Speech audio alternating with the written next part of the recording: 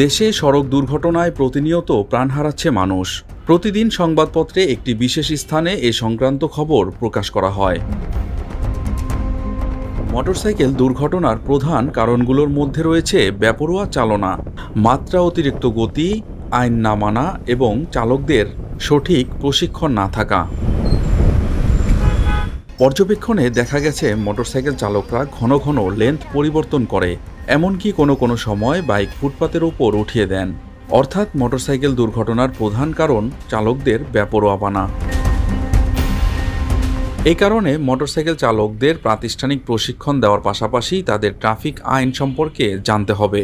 সবচেয়ে যা জরুরি তা হলো আইনশৃঙ্খলা রক্ষাকারী বাহিনীর মনিটরিং। চালক বেপরোয়া গতিতে মোটরসাইকেল চালালেই তাকে থামিয়ে দেওয়ার ব্যবস্থা থাকতে হবে। মোটরসাইকেলে দুর্ঘটনার মৃত্যুর একটি বড় কারণ হেলমেট না থাকা কিংবা নিম্নমানের হেলমেট ব্যবহার করা।